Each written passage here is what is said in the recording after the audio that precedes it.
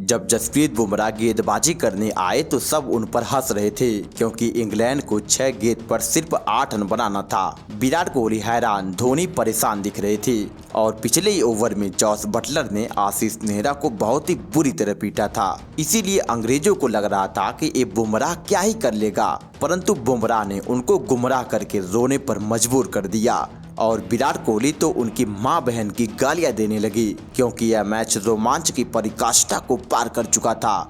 हर dot गेंद, हर wicket, हर shot के साथ यह मैच करवटें बदल रहा था। तो देखो, यह बात है साल 2017 की। भारत इंग्लैंड के बीच T20 सीरीज का दूसरा मैच खेला जाना था। इंग्लैंड ने टॉस जीता और पहले गेंदबाजी करने का फैसला किया। टीम इंडिया की तरफ से के राहुल और विराट कोहली पारी की शुरुआत करते हैं तो वहीं इंग्लैंड के लिए स्पिन गेंदबाज पहला ओवर लेकर आया। कोहली ने पहली गेंद पर सिंगल लेकर अपना और अपने टीम का खाता खोला, लेकिन दूसरे ही ओवर में विराट कोहली ने बड़ा शॉट खेलना चाहा। गेंद हवा में खड़ी हो गई। फील्डर के लाख प्रयास के बावजूद भी गेंद चौके के लिए चली जाती है। यहाँ भारतीय टीम का स्कोर 3 ओवर की समाप्ति पर सिर्फ 15 रन ही होता है। बढ़ते दबाव को कम करने के प्रयास में विराट कोहली ने क्या जबरदस्त छक्का लगाया, जिसे देख हर किसी की आंखें भौचक्का रह गई।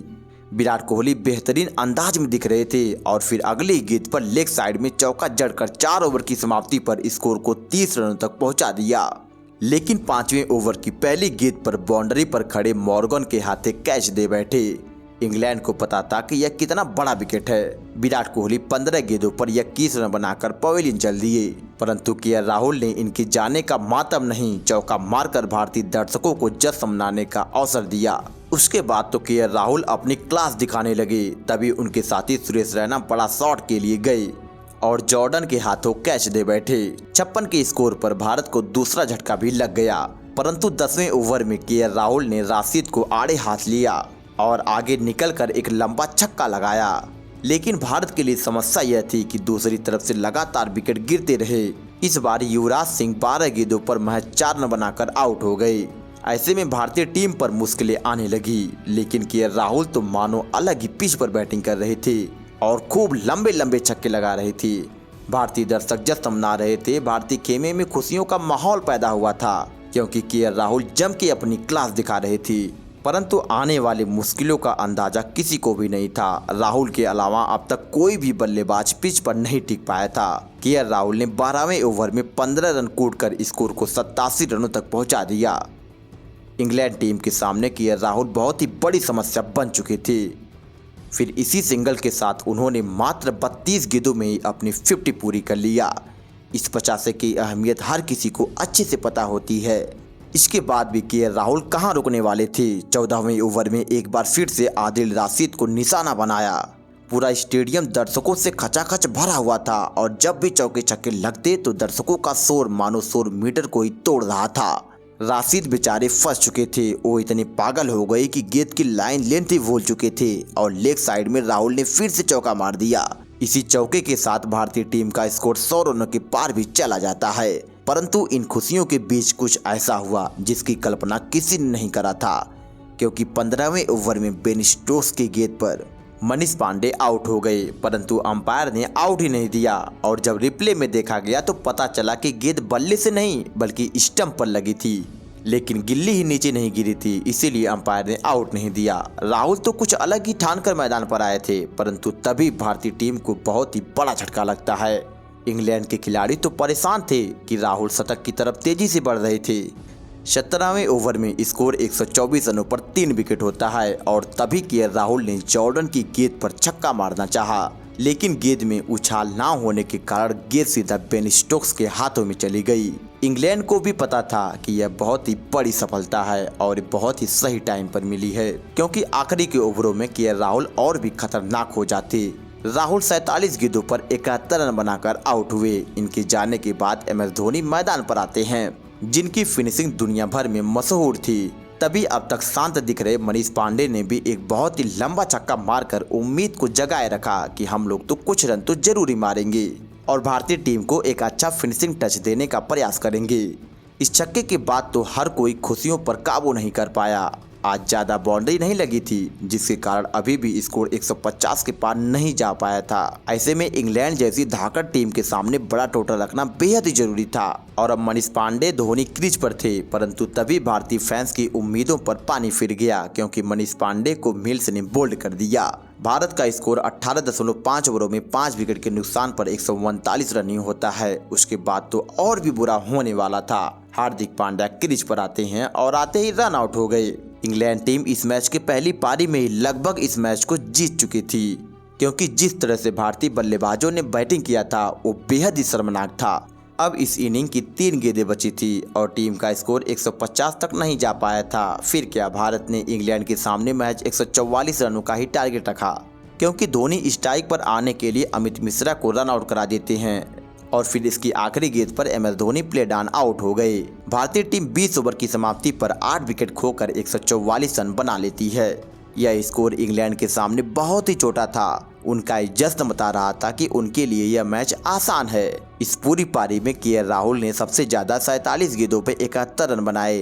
अब इंग्लैंड को यह मैच और सीरीज जीतने के लिए 120 गेंदों पर 145 रनों की जरूरत होती है। और यदि आप चाहते हो कि भारतीय टीम इस मैच को जीते तो वीडियो को लाइक और चैनल को सब्सक्राइब जरूर कीजिएगा। उन पर भी काफी ज्यादा दबाव था, लेकिन भारतीय टीम ने शानदार गेंदबाजी करी। लेकिन तीसरे ओवर में विलियम्स ने चहल को लंबा छक्का मारा। भारतीय टीम के पास रन बेहद ही कम था, इसीलिए इंग्लैंड टीम एक तरफा मैच जीतने के इरादे से मैदान पर उतरी थी, क्योंकि विलियम्स ने चहल की तीसरी गेंद पर एक और छक्का मारकर चहल को सोचने पर मजबूर कर दिया। उनके इस रवैये को देखकर हर कोई हैरान हो गया। परंतु तभी भारत ने इंग्लैंड को बहुत ही बड़ा झटका दिया। चौथे ओवर में आशीष नेहरा ने विलियम्स को बुमराह के हाथों कैच करवा दिया, लेकिन तभी कुछ ऐसा हुआ जिसकी कल्पना किसी ने नहीं करा था, क्योंकि नेहरा की अगली गेंद पर एक और विकेट आ गया। यहाँ आशीष नेहरा हैट्रिक पर हो जाते हैं। ऐसे में भारतीय टीम उन पर दबाव बना चुकी थी। 5 ओवरों में स्कोर सिर्फ 30 रन ही हो पाता है। मॉर्गन ने बुमराह को कट करके चौका जरूर लगाया, लेकिन फिर भी उन पर दबाव अभी भी बरकरार था। इसके बाद मॉर्गन और जो रूट ने स्कोर को 50 के पार पहुंचाया। इस पार्टनरशिप ने भारतीय टीम की मुश्किलें बढ़ा दिया था। यदि ऐसे ही कुछ देर और चलता रहा तो यह मैच भारत के हाथ से निकल जाता, लेकिन अमित मिश्रा की गेंद पर मॉर्गन 6 मारने गए और बाउंड्री पर खड़े हार्दिक पांड्या के हाथों कैच थमा बैठे। 65 के स्कोर पर तीसरा झटका भी लग गया। मॉर्गन 17 रन बनाकर आउट हो गए। सभी फैंस खुशी से झूमने लगे, पर इसके बाद जो हुआ वो सभी को चिंतित कर देने वाला था और रैना ने जोरदार अपील किया, परंतु अंपायर ने आउट नहीं दिया। उसके बाद बेन स्टोक्स के साथ मिलकर पारी को धीरे धीरे आगे बढ़ाया। 13 ओवर के बाद इंग्लैंड को 42 गेंदों पर सिर्फ 65 रन बनाना था, परंतु बेन स्टोक्स ने सुरेश रैना को निशाना बनाकर पहली 2 गेंदों पर 10 रन कूट दिया। 15 ओवर से पहले ही टीम का स्कोर 100 रनों के पार जा चुका था। ये दोनों खिलाड़ी आसानी से रन बना रहे थे। उनको देखकर उनकी जीत पक्की लग रही थी, क्योंकि अब उनको 27 गेंदों पर सिर्फ 35 रनों की जरूरत होती है।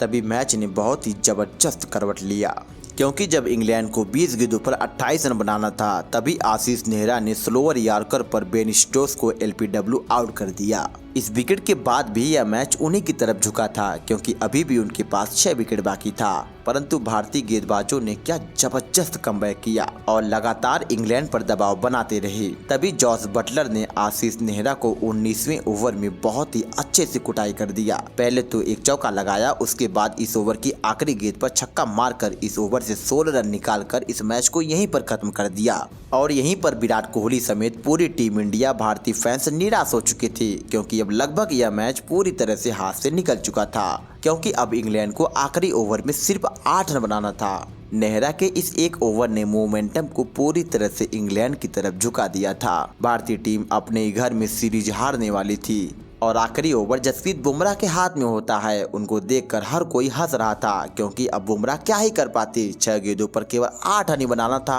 और उनके 2 सेट खिलाड़ी क्रीज पर मौजूद थे। ऐसे में बस वो मजाक के पात्र बन रहे थे, परंतु बुमराह ने कुछ ऐसा कर दिया जिसे देखने के बाद इंग्लैंड खून के आंसू रोने लगा। जो रूट बुमराह के सामने खड़े थे। बुमराह की स्लोअर गेंद पर जो रूट LBW आउट हो गए।